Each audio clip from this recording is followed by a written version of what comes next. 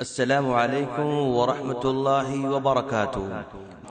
دوستو، آج ہم جس عنوان کو لے کر حاضر ہیں وہ عنوان ہے 11ویں شریف اور شریعت کی مخالفت۔ ہم اس موقع پر یہ سمجھانا چاہتے ہیں کہ لوگ 11ویں شریف کا نام لے کر کس طرح شریعت کی خلاف ورزی کرتے ہیں۔ سب سے پہلی بات، اللہ تبارک و تعالی کا جانور غیر اللہ کی نظر کرنا۔ 11ویں کے موقع پر بعض لوگ شیخ عبد القادر جیلانی رحمہ اللہ کے لیے جانور ذبح کرتے ہیں، جبکہ اللہ تبارک و تعالی کا فرمان ہے فَصَلِّ لِرَبِّكَ وَانْحَرْ، آپ اپنے پروردگار کی خاطر نماز پڑھیں اور اسی کے لیے قربانی کریں۔ اور ایک موقع پر اللہ تبارک و تعالی فرماتا ہے قُلْ إِنَّ صَلَاتِي وَنُسُكِي وَمَحْيَايَ وَمَمَاتِي لِلَّهِ رَبِّ الْعَالَمِينَ، آپ کہہ دیں کہ میری نماز اور میری قربانی اور میرا جینا اور میرا مرنا ساری کی ساری چیزیں رب العالمین کے لیے ہیں۔ تو معلوم ہوا کہ اللہ کا جانور اللہ کے لیے ذبح کرنا چاہیے، اور اگر کوئی شخص اللہ کے علاوہ کسی اور کے لیے جانور ذبح کرے تو اسے اللہ کے رسول صلی اللہ علیہ وسلم نے اس پر اللہ کی لعنت بھیجی ہے، جیسا کہ اللہ کے رسول صلی اللہ علیہ وسلم نے فرمایا، مسلم کی روایت ہے، لعن اللہ من ذبح لغیر اللہ، اللہ کی لعنت ہو اس آدمی پر جو غیر اللہ کے نام پر ذبح کرتا ہے۔ اسی طرح 11ویں کے موقع پر دین میں بہت زیادہ غلو کیا جاتا ہے۔ بعض لوگ شیخ عبد القادر جیلانی رحمہ اللہ کے سلسلے میں غلو کرتے ہوئے عشر غوث اعظم، صلاۃ غوثیہ، درود غوثیہ، عید غوثیہ جیسے غیر شرعی الفاظ استعمال کرتے ہیں، حالانکہ تمام امور دراصل دین میں غلو ہیں،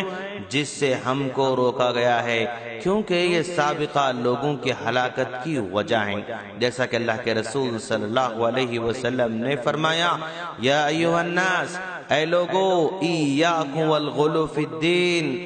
دین میں غلو کرنے سے بچو، فَإِنَّهُ أَهْلَكَ مَنْ كَانَ قَبْلَكُمْ، اس لیے کہ اگلی قوموں کو اسی غلو نے ہلاک کر رکھا ہے،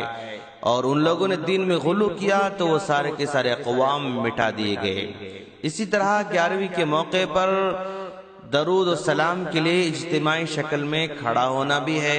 بعض لوگ 11ویں کے موقع پر کھڑے ہو کر اجتماعی شکل میں سلام پڑھتے ہیں، جبکہ صحابہ کرام، ائمہ اعظام جیسے سلف صالحین سے کسی بھی موقع پر اجتماعی شکل میں سلام پڑھنے کی صورت ثابت نہیں ہے، کیونکہ اللہ کے رسول صلی اللہ علیہ وسلم اپنے صحابہ کے کھڑے رہنے کو ناپسند کیا کرتے تھے۔ اسی طرح 11ویں کے موقع پر مجوسیوں کی مشابہت بھی ہوتی ہے،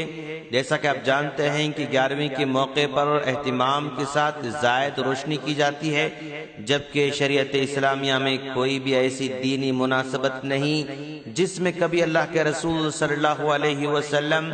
یا خلفاء راشدین یا صحابہ کرام نے معمول سے زائد روشنی کی ہو، کیونکہ دینی موقعوں پر گھروں، محلوں اور مساجد وغیرہ میں زائد روشنی کرنا اللہ کے بندوں اور نبی کریم صلی اللہ علیہ وسلم کی امت کی علامت نہیں، بلکہ آگ کے پجاری مجوسی کی شناخت و منصوبہ بندی ہے کہ مسلمانوں کو رکوع و سجود غیر شعوری طور پر آگ کے لے کر رہے ہیں۔ اسی طرح زمانے جاہلیت کی جاہلانہ حرکات بھی کی جاتی ہیں۔ 11ویں کے موقع پر ہمارے بعض بے روزگار عزیز نوجوان تعلیم، والدین کی خدمت اور مقصد حیات سے غافل سادہ لوح بچے راستہ چلنے والوں کو زبردستی روکتے ہیں، ان سے پیسے مانگتے ہیں اور پھر زبردستی کھانا کھلاتے ہیں، جبکہ اسلام میں بلا ضرورت مانگنا حرام ہے، بلکہ لوگوں سے مانگنے کی وجہ سے قیامت کے دن مانگنے والے کے چہرے پر گوشت کا ایک ٹکڑا بھی نہیں رہے گا۔ اور دوستو، بلا ضرورت مانگنا حرام ہے تو زبردستی اور ظلم و زیادتی کے ساتھ مانگنا بدرجہ اولا سنگین جرم ہوگا، کیونکہ اللہ تبارک و تعالی نے دین میں کسی قسم کی زبردستی نہیں رکھی ہے۔ اور آپ یہ بھی جانتے ہیں کہ اس میں غیر مسلمین کی مذہبی مشابہت بھی ہوتی ہے۔ 11ویں کے موقع پر جھنڈوں پر پھول چڑھائے جاتے ہیں، جبکہ دینی مناسبتوں پر اسلام میں پھول کے استعمال کا تصور ہی نہیں ہے، کیونکہ شادی بیاہ، خوشی یا غم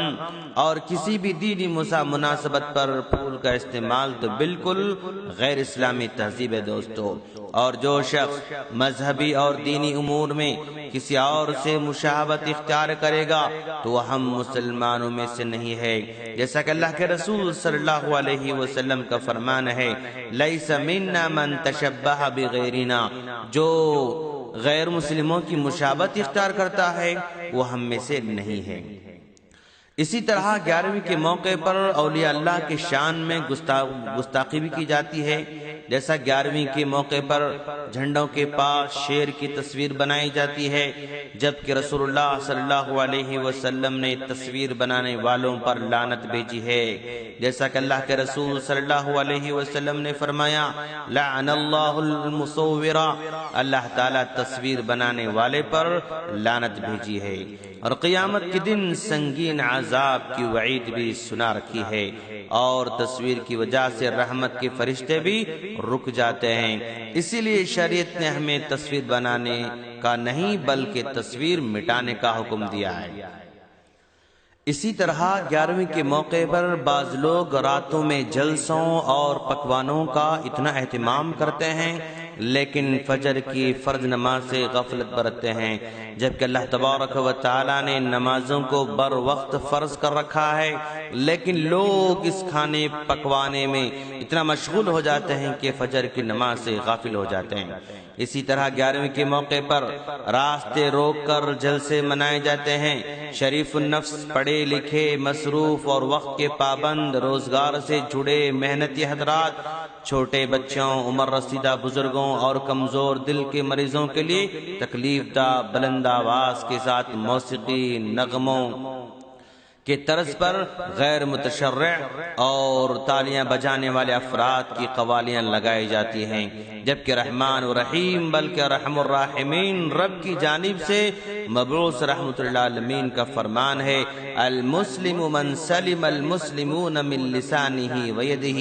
مسلمان وہ ہے جس کے ہاتھ اور زبان سے دوسرے مسلمان محفوظ رہیں۔ اور دوستو، ایک پتے کی بات یہ بھی ہے کہ اللہ تبارک و تعالی نے ہر متقی مومن کو اللہ کا ولی قرار دیا ہے۔ اس بنا پر متقی اہل ایمان میں سر فہرست انبیاء و صحابہ رہتے ہیں، لیکن کیا آپ نے کبھی انبیاء کرام کی 11ویں کرتے ہوئے دیکھا ہے؟ کیا آپ نے کبھی صحابہ کرام کی 11ویں کرتے ہوئے دیکھا ہے؟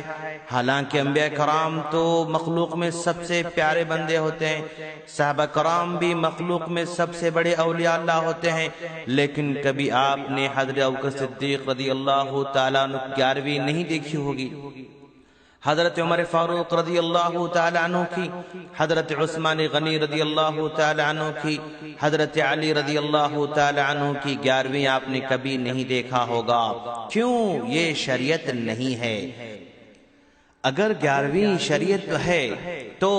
سارے کے سارے صحابہ کرام کی بھی 11ویں ہونا چاہیے تھا۔ 1,24,000 صحابہ کرام میں سے کسی کی بھی 11ویں نہیں ہوتی ہے، تو یہ دین کیسے ہو سکتا ہے دوستو؟ یہ سارے کے سارے کام بھولے بھالے عوام کو دھوکہ دینے کے مترادف ہے کہ جو کام صحابہ کرام کے لیے نہیں ہو سکتا ہے یا نہیں کیا جا رہا ہے وہ دوسروں کے لیے کیسے ہو سکتا ہے؟ غور فکر کرنے کی ضرورت ہے دوستو۔ ہم اللہ سے دعا کرتے ہیں کہ باری تعالی ہم تمام کو صحیح سمجھتا فرما اور دین پر عمل کرنے کی توفیق عطا فرما۔ السلام علیکم ورحمۃ اللہ وبرکاتہ۔